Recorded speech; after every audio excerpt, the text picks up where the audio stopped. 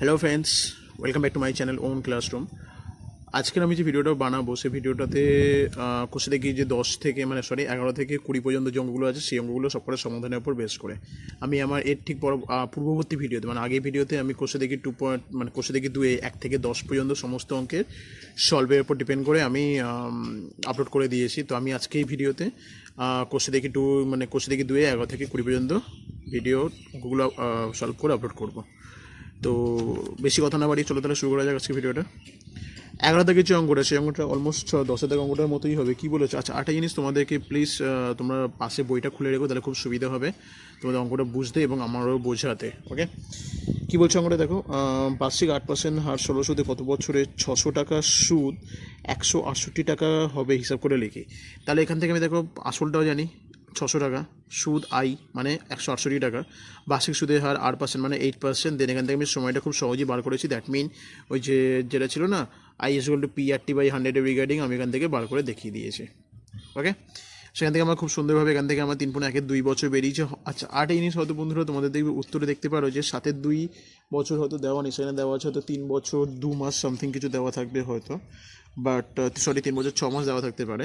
তো সেখান থেকে তোমরা এইভাবে বার করে নিতেই পারো। তোমরা যদি এটাকে যদি এইভাবে যদি ফিক্স রেখে দাও কোনো অসুবিধা নেই। আর তোমরা চাইলে এই যে হাফ আছে না 3 বছর, তো আমার তো বেরিয়ে গেছে না 3, এটা তো এটা আমাদের বছরের রিগার্ডিং মেনশন করছে। আর এই যে হাফটা আছে এটা চাইলে তোমরা টোটাল টাইম মাসে লিখতে পারো। সেটা কীভাবে করবে দেখে নাও। 3.1 2 আছে না, এটার সাথে গুণ করবে হাফ। দ্যাট মিন দেখো 2 আর 6 কাটাকুটি হচ্ছে, তার মানে তোমরা ডাইরেক্ট লিখে দিতে পারো 3 বছর 6 মাস। বা তোমরা চাইলে কিন্তু এটাও রাখতে পারো অ্যান্সার, কোনো অসুবিধা নেই। ওকে, 12 থেকে অঙ্কটা কী বলেছে?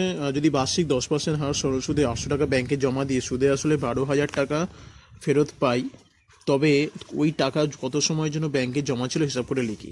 তার মানে 10% হারে 800 টাকা কোনো একটা ব্যাংকে সুদে আসলে জমা দিয়েছিল এবং 12,000 টাকা ফেরত পেলে তাহলে সেই ব্যাংকে কত সময়ের জন্য সেই টাকাটা রাখা ছিল সেটা আমাদেরকে বার করে দেখাতে হবে। তো দেখো তার জন্য কী করতে হবে আমাদের? সুদের হারে রিগার্ডিং 10%, সুদের হার তাহলে কত 10%, আমাদের আসলে কত 800 টাকা, এবং সেখান থেকে তাহলে সুদ তাহলে কত, মানে মোট যে টাকাটা থাকবে সেখান থেকে 400 টাকা তো তাহলে আমাকে ব্যাংক তাহলে সুদ দিয়েছে নাকি। মোট যে টাকাটা পেয়েছি, আমার মোটটা ছিল কত 800 টাকা, আর আমি পেয়েছি কত 1200 টাকা। তাহলে সেখান থেকে আমার তাহলে সুদ তাহলে কত দিয়েছে ব্যাংক আমাকে, তাহলে আমি তাহলে সেটা তাহলে পেয়ে যাবো। অ্যাজ লাইক বন্ধুরা আমরা যে এফডি করি না, মানে ফিক্সড ডিপোজিট বা প্রভিডেন্ট ফান্ড ঠিক বলবো না, ফিক্সড ডিপোজিট যেটা যে করে থাকি আমরা ব্যাংকে, সেটা রিগার্ডিং এখানটাতে দেখিয়েছে। তো সেটাই আমাদের কী বলেছিল তাহলে সুদের রিগার্ডিং, তাহলে মোট তাহলে কত তাহলে সুদ পেয়েছি আমি এক্সট্রা 400 টাকা। ওকে, এবার দেখো কী করেছি আমি এখানটাতে। সিম্পল আমি PRT=100 রিগার্ডিং করেছি। দেন এখান থেকে আমি টিএফটা বার করে আমি সিম্পল জাস্ট ভ্যালুগুলোকে বসিয়ে দিই। আমি এখানটাতে দেখিয়ে দিচ্ছি 5 বছর। দ্যাট মিন আমার যে ওই 800 টাকাটা সেটা ছিল ব্যাংকে 5 বছর ধরে, যার রিগার্ডিং আমি 10% সুদে 1200 টাকা পেয়েছি। বুঝতে পারলাম নাকি? তো আশা করি তোমরা বুঝতে পেরেছো। আমি আরেকবার বলে দিচ্ছি, এই যে লাইনটা দেখছো তোমরা, এই লাইনটা কিন্তু অ্যাকচুয়ালি এই লাইনটা থেকে পেয়েছি, মানে I=PRT/100 এখান থেকে পেয়েছি। হ্যাঁ, দ্যাট মিন এখান থেকে তাহলে দেখো 100 × I মানে এপারে নিয়ে চলে এসেছি, PRTটাকে এপারে নিয়ে চলে এসেছি। তার রিগার্ডিং আমি এখান থেকে টিএ ভ্যালুটা বার করার জন্য আমার 5 বছর মানে ভ্যালুগুলোকে বসিয়ে কাটাকুটি করাতে আমার 5 বছর অ্যান্সারটা বেরিয়েছে। ঠিক আছে, পরবর্তী যে অঙ্কটা বলেছে কি দেখো, কোনো মূলধন একই বার্ষিক শতকরা সরল সুদের হারে 7 বছরে সুদে আসলে 7,100 টাকা এবং 4 বছরে সুদে আসলে 6,200 টাকা হলে মূলধন ও বার্ষিক শতকরা সরল সুদের হার নির্ণয় করি। কোনো মূলধন একই বার্ষিক শতকরা সরল সুদের হারে 7 বছরে সুদে আসলে 7,100 টাকা হয়েছে এবং 4 বছরে সুদে আসলে 6,200 টাকা হলে মূলধন ও বার্ষিক শতকরা সরল সুদের হারটা নির্ণয় করি কত আছে। এটা রিগার্ডিং কী করেছি দেখে নাও। 7 বছরের সুদে আসলে তাহলে কত ছিল 7,100 টাকা ছিল, 4 বছরের রিগার্ডিং কত ছিল 6,200 টাকা ছিল। সেখান থেকে আমার তাহলে বিয়োগ করেছি, বিয়োগ করাতে আমার তাহলে আলটিমেটলি বেরিয়ে গেছে 3 বছরের সুদ, মানে 3 বছরের সুদ তাহলে কত আমার বেরিয়েছিল সুদে আসলে কত 900 টাকা। দিন 1 বছর কত 4 বছর কত আমি এটা বার করেছি। বার করার পরে আমি এখান থেকে মূলধনটা বার করে নিচ্ছি, মানে আমার এটা যেহেতু কিনা মানে টাকাটা আছে মেন টাকা রিগার্ডিং, এটা থেকে বাদ দিলাম আমার, এখান থেকে তাহলে মূলধনটা তাহলে পেয়ে যাবো, মানে কত টাকা দিতে হবে ওকে সেটা হিসাব করলে আমি পেয়ে যাবো। দেন এখান থেকে দেখো সুদের হার আমাকে কিছু বলে দেয়নি, আমি এখান থেকে আসলটা পেয়ে গেছি কত তাহলে মোট এখন তাহলে 5,000 টাকা। ঠিক আছে, 5,000 টাকা রিগার্ডিং আমাকে তাহলে কত দিচ্ছিল 6,200 টাকা, তো মানে তো সেই রিগার্ডিং আমার সুদ তাহলে কত হচ্ছিল 1200 টাকা। তো সেটাই আমার এখানটাতে লিখতে হবে। দেন এখান থেকে আমাকে সিম্পল আইয়ের যে ভ্যালুটা মানে সরি আর এর যে ভ্যালুটা আছে সেটা আমাকে সম্পূর্ণভাবে বার করে দিলেই হয়ে যাবে। মানে সেই একই ফর্ম্যাটে দেখো আইসুল PRT/100 করেছি, যেখান থেকে আমি সুন্দরভাবে ক্যালকুলেশন করে দেখিয়ে দিয়েছি। মানে PRT বাই মানে এখান থেকে আমাকে সিম্পল আর এর যে রিগার্ডিং যে ক্যালকুলেশনটা থাকবে সেটাকে আমাকে বার করে দিয়ে দেখিয়ে দিলেই হয়ে যাবে। ওকে, আশা করি তোমরা বুঝতে পেরেছো। খুবই সোজা অঙ্ক বন্ধুরা, এই অঙ্কগুলো একটু ভালো করে দেখে নেবে, তোমাদের কোনো অসুবিধা হবে না। আর যদি কোনো অসুবিধা হয় অবশ্যই আমাকে আমার ফেসবুক পেজে কমেন্ট করতে পারো, বা আমাকে ডাইরেক্ট আমার চ্যানেলে কমেন্ট করতে পারো। ওকে, বা আমার ব্লগে কমেন্ট করতে পারো, দেন আমি অবশ্যই তোমাদেরকে রিপ্লাই দেবো। ওকে, 14 থেকে অঙ্কটা কী বলছে দেখা যাক। 14 থেকে অঙ্কটা কী বলেছে দেখো, একই সময়ে অমূল্য রায় ব্যাংকে এবং পশুপতি ঘোষ পোস্ট অফিসে 2000 টাকা করে জমা রাখেন। 3 বছর পর তারা সুদসহ যথাক্রমে 2360 ও 2480 টাকা ফেরত পান। ব্যাংক ও পোস্ট অফিসে বার্ষিক শতকরা সরল সুদের হারে অনুপাত কত হবে হিসাব করে লিখি। মানে আশা করি বুঝতেই পেরেছো অঙ্কটা কী বলতে চেয়েছে কিংবা গেছো। তো সেখান থেকে আমি দেখো সিম্পল করেছি যে অমলবাবু 3 বছর 2000 টাকা ব্যাংকে রাখায় তার সুদের পরিমাণ কত হচ্ছে, তাহলে 2360 মাইনাস 2000 মানে 360 টাকা, তাই তো। দেন সেখান থেকে তাহলে তার সুদের হার কত, তাহলে পি মানে আসলটা মানে কত আমার 200 টাকা, সরি 2000 হবে এটা, হ্যাঁ 2000। আই কত আমার 360, আর যেটা টি আছে সেটা আমার বেরিয়েছে আলটিমেটলি 3 বছর। দেন এখান থেকে আমার আর এ রিগার্ডিং আমি এখানে বার করতে হবে কত তাহলে ভ্যালুটা সেটা বার করতে হবে। সেটা রিগার্ডিং আমি কী করেছি, তাহলে আর এ ভ্যালুটা আমি খুব সুন্দরভাবে একই রকম ফর্মুলা, মানে আমি যেটা 13 থেকে যে অঙ্কটা মানে রিগার্ডিং আর যে ফর্মুলা আমি অ্যাপ্লাই করেছিলাম, এখানে যেহেতু আর মানে ভ্যালুটা পেয়ে গেছি, তো আমি সেখানে সেই জন্য দেখাইনি, আমি তো ডাইরেক্টলি এখানটাতে লিখে দিয়েছি। এবার প্রশ্ন হচ্ছে যে যদি তোমরাও ডাইরেক্টলি লেখো কি তাহলে কি অঙ্কটা কাটা যাবে কি রাইট যাবে। কোনো অসুবিধা নেই বন্ধুরা, অঙ্কটা রাইটই যাবে, তা সেদিক থেকে তোমরা নিশ্চিন্ত থাকতে পারো, তোমরা ডিরেক্টলি এইটা লিখে দিতে পারো, কোনো অসুবিধা তাতে নেই। ওকে, এক সেকেন্ড দাদা। তো সেদিক থেকে দেখো তাহলে কী করেছি, সিম্পল তাহলে আমি ভ্যালুটা বসাতে আমার 6% অ্যান্সার বেরিয়ে গেছে। কার রিগার্ডিং, অমলবাবু রিগার্ডিং। ঠিক একই প্রসেসটা অ্যাপ্লাই করে আমি পশুপতি ঘোষেরও যে আর যে ফ্যাক্টরটা আছে সেটা আমি বার করেছি। এটা টি হবে লেখা হবে, ঠিক আছে। এখান থেকে একই রকমভাবে বার করে আমার 8% বেরিয়েছে। দেন দুখানা অনুপাত চেয়েছে, দেন সেই রিগার্ডিং এখানে তো তোমরা লিখতেই পারো অমলবাবুর এবং পশুপতি ঘোষের সুদের হারে অনুপাত বলে তোমরা ডিরেক্টলি লিখে দিয়ে করতে পারো, কোনো অসুবিধা নেই তাতে। ওকে, বা এইভাবে লিখেও করতে পারো, তাতে কোনো অসুবিধা নেই, নির্দ্বিধায় থাকতে পারে, কোনো রকম কাটাকুটি যাবে না। ওকে,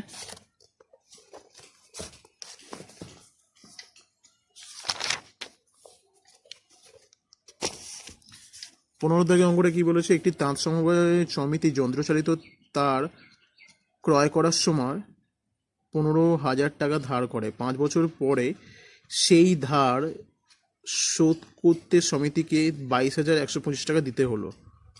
ব্যাংকের বার্ষিক শতকরা সরল সুদের হার নির্ণয় করে। খুবই সোজা অঙ্ক। দেখো তাহলে এই রিগার্ডিং তাহলে আমাদের সময় কত, তাহলে মোট 5 বছর আসল কত, তাহলে 15,000 টাকা সুদ কত দিতে হয়েছে আমাকে, তাহলে এক্সট্রা কত টাকা দিতে হয়েছে 22,125 টাকা। তো তাহলে আমি ওখান থেকে তাহলে খুব সুন্দরভাবে সুদটা পেয়ে যাবো নাকি। মানে আমাকে দিতে হয়েছে আমি নিয়েছি কত 15,000 টাকা, তার রিগার্ডিং আমাকে দিতে হচ্ছে কত 22,125 টাকা। সেখান থেকে আমাকে এই দুটোকে তাহলে বিয়োগ করলে তাহলে আমার 7,125 টাকা বেরিয়ে যাবে, তাই নয় কি। সেখান থেকে খুব সুন্দরভাবে আমি আর এই ভ্যালুটা বসিয়ে দিয়ে, মানে আর ইজ যেটা একই রকমভাবে আমাকে যেহেতু কিনা সুদের হার জানতে চেয়েছে, তাহলে সেই রিগার্ডিং আমি সুন্দরভাবে সুদের হারটা বার করার জন্য আমি সেই একই ফর্ম্যাট অ্যাপ্লাই করে আমি এইভাবে কাটাকুটি করে দেখিয়ে দিয়েছি। খুবই সোজা অঙ্ক বন্ধুরা, তো তোমাদের কোনো আশা করি অসুবিধা হবে না, ঠিক আছে। তো একটুখানি ভালো করে প্র্যাকটিস করলেই কিন্তু সব কোনো অঙ্কই প্রায় একই প্রসেসে। মেন কথা হচ্ছে যে এই অঙ্কগুলো কী বলতো অ্যাকচুয়ালি, যে আমি সূত্রটা প্রথমে ভিডিওতে দেখিয়েছিলাম যে পিআরটি মানে PRT/100 যে ফর্মুলাটা আছে, সেই ফর্মুলাটার আশেপাশে কিন্তু এই অঙ্কের সলিউশনগুলো কিন্তু ডিপেন্ড করে আছে। দ্যাট মিন ওখান থেকে আমাকে যা হোক করে যেটা বলবে বার করতে সেটারই আমাকে ভ্যালুটা বার করে দেখাতে হবে, সেই রিগার্ডিং আমাকে ভ্যালুগুলো বার বসিয়ে দিলেই অঙ্ক আমার মিলেই যাবে।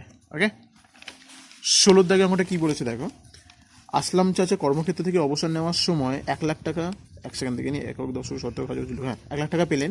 ওই টাকা কিছুটা ব্যাংকে ও বাকিটা পোস্ট অফিসে জমা রাখেন এবং প্রতি বছর সুদ বাবদ মোট 5,400 টাকা করে পান। ব্যাংকে ও পোস্ট অফিসে বার্ষিক সরল সুদের হার যদি যথাক্রমে 5% ও 6% হয়, তবে তিনি কোথায় কত টাকা জমা রেখেছিলেন হিসাব করে লিখি। নিশ্চয়ই বুঝতে পেরেছ। তো সেই দিক থেকে আসলাম চাচা ব্যাংকে রেখেছে মনে করি X টাকা, দেন পোস্ট অফিসে রেখেছে কত, তাহলে ওইটা যে মোট অ্যামাউন্টটা মাইনাস X টাকা হবে। সেখান থেকে আমি কী করেছি দেখো, x into 1 into 5/100 into 1 lakh minus x into 6/100 is equal to 5,400 টাকা। ক্লিয়ার। আশা করি বুঝতে পেরেছো। এটা অ্যাকচুয়ালি কী করেছি বলো তো বন্ধুরা, এটা হচ্ছে কি একটা তোমার মানে ব্যাংকের যে পিআরটি বা পিআরটি বাই 100 করেছি, আর আসলাম চাচা পিআরটি বাই 100 করেছি, মানে সুদের যে ইন্টারেস্টও তুমি উনিতে পেয়েছে না, সেই ইন্টারেস্টের রিগার্ডিং আমি দুটোকে জাস্ট ইন্ডিভিজুয়ালিভাবে করে নিয়ে দেখিয়েছি। ক্লিয়ার? এটা যোগ সাইন হবে।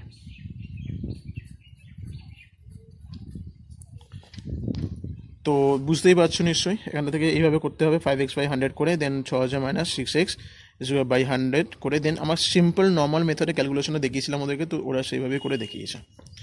ক্লিয়ার? তোমরা নিশ্চয়ই বুঝতে পারছো যে এই খাতাটা আমার কিন্তু অ্যাকচুয়ালি স্টুডেন্টের খাতা।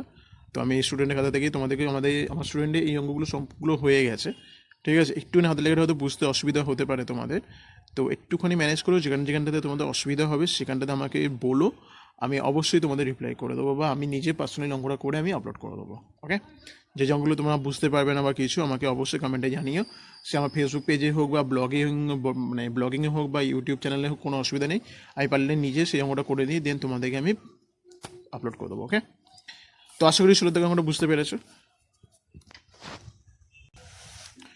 17 দাগের যে অঙ্কটা আছে, রেখাদিদি তার সঞ্চিত অর্থে 10,000 টাকা দুটি আলাদা ব্যাংকে ভাগ করে একই সময়ে জমা দিলেন। একটি ব্যাংকের বার্ষিক সরল সুদের হার 6% এবং অন্য ব্যাংকটির বার্ষিক সরল সুদের হার 7%। 2 বছর পর তিনি যদি সুদ বাবদ মোট 1280 টাকা পান, তাহলে তিনি কোন ব্যাংকে কত টাকা জমা রেখেছিলেন হিসাব করে লিখি। তো সেদিক থেকে বন্ধুরা খুবই সোজা অঙ্ক আছে এটা। ধরি তিনি তাহলে প্রথম ব্যাংকে রাখেন কত টাকা, এক্স টাকা, এবং দ্বিতীয় ব্যাংকে তাহলে কত রাখবেন 10,000 মাইনাস এক্স। ঠিক একই প্রসেস অ্যাপ্লাই করছি, মানে আমি যেটা 16 থেকে অঙ্কটা যেটা করেছিলাম সেই অঙ্কটা আমি এখানে অ্যাপ্লাই করে দেখিয়েছি। তো এক্স ইন্টু 2 × 6/100 দেন প্লাস একই রকমভাবে, ঠিক আছে, পুরোপুরি একই রকমভাবে, মানে প্রথম বছরে PRT/100 আর দ্বিতীয় বছরে ওই PRT/100 করে করেছি আমি এখানটাতে। ওকে? দেন আমি এখানটাতে ডিরেক্টলি এখানে একটা স্টেপ জাম্প একটু করেছি, আমি মানছি আমি, কিন্তু আমি সেটা এক্সপ্লেন করে দিচ্ছি তোমাদের কি স্টেপ জাম্প করেছি আমি এখানটাতে। আমি 100 টাকা ফিক্স রেখেছি, ঠিক আছে, দেন 16 আমি এখানে ছোটো করে দেখিয়ে দিচ্ছি।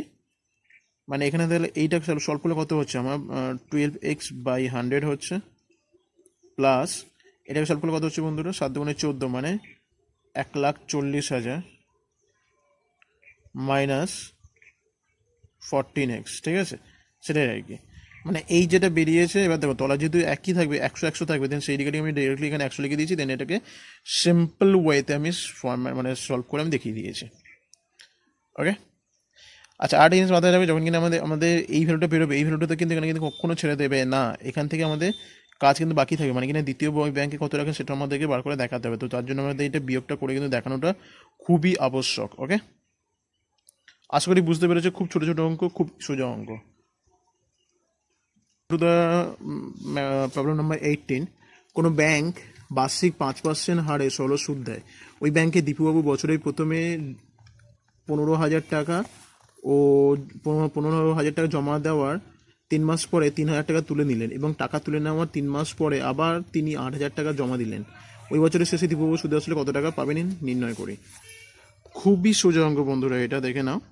সুদের হার 5%, আমার যেটা দেওয়া আছে সেটাই করেছি। আসল কত, পি 15,000 টাকা, দেন টি কত 3/12, মানে 3 বছর 3 মাস বলেছে না, দেন মাসের রিগার্ডিং এটা কত হবে। আচ্ছা, আর জিনিস বলে দিই, তোমাদের টি কিন্তু অলওয়েজ বছরে হয়, সে তোমাদের যদি মাসে দিয়ে দেয় বা দিনে দিয়ে দেয়, যাতে দিয়ে দিক না কেন, আমাকে কিন্তু বছরেই আনতে হবে, ঠিক আছে।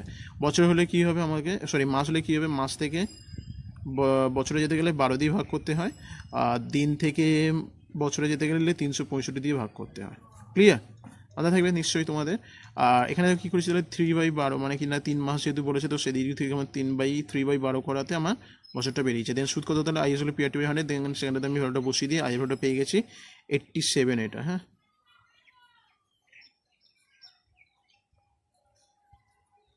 87.5 টাকা, মানে 50 পয়সা বলতে পারো। দেন 3 মাস পরে 3,000 টাকা তুলে নেওয়া সুদ হবে তাহলে কত, 15,000 মাইনাস 3,000, মানে 12,000 টাকার উপর বেশ করে এবার সুদটা হবে, তাই তো নাকি। দেন সেক্ষেত্রে তাহলে এখন তাহলে আসলে কত, 12,000 টাকা, দেন 5%ই সুদ থাকবে, দেন সময় 3/3/12, দেন সেখান থেকে কী করতে হবে, আমাকে সেখান থেকে একই রকমভাবে সুদের ভ্যালুটা বার করতে হবে।